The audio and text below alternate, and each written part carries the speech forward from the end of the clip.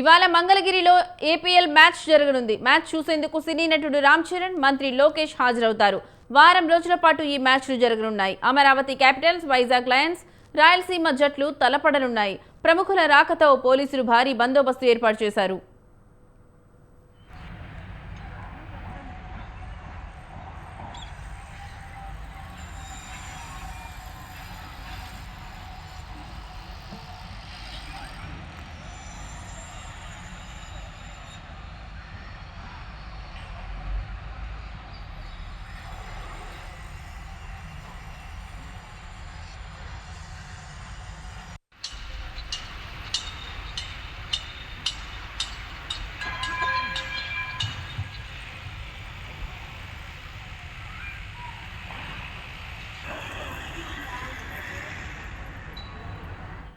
ఇవాళ మంగళగిరిలో APL match జరగనుంది. మ్యాచ్ చూసేందుకు సినీ నటుడు రామ్ చరణ్, మంత్రి లోకేష్ హాజరవుతారు. వారం రోజుల పాటు ఈ మ్యాచ్లు జరగనున్నాయి. అమరావతి క్యాపిటల్స్, వైజాగ్ లయన్స్, రాయలసీమ జట్లు తలపడనున్నాయి. ప్రముఖుల రాకతో పోలీసులు భారీ బందోబస్తు ఏర్పాటు చేశారు. ఇక ఇదే అంశానికి సంబంధించిన మరింత సమాచారం మా కరెస్పాండెంట్ వీరస్వామి ఫోన్ ద్వారా అందిస్తారు. వీరస్వామి, చెప్పండి, ఈ మ్యాచ్ కి సంబంధించి అక్కడున్న ఏర్పాట్లు ఎలా ఉన్నాయి?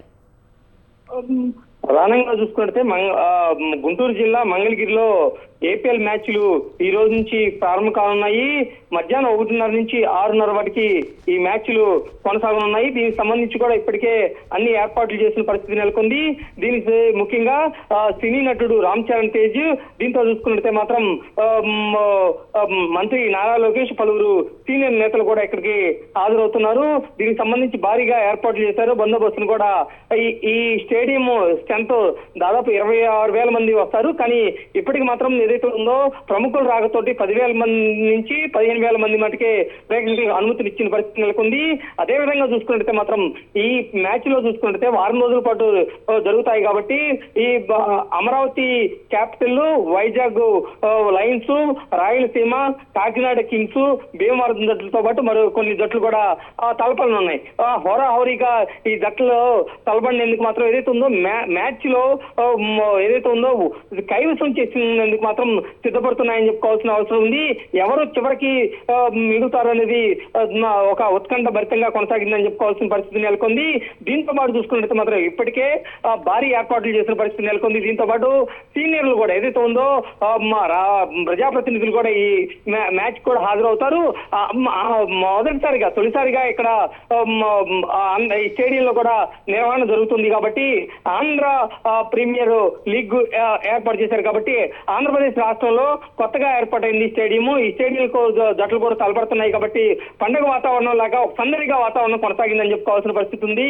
దీనికి సంబంధించి కూడా ఇది సక్సెస్ చేసే విధంగా చూసుకుంటే మాత్రం భారీగా మాత్రం ఏర్పాటు చేసిన పరిస్థితి నెలకొంది.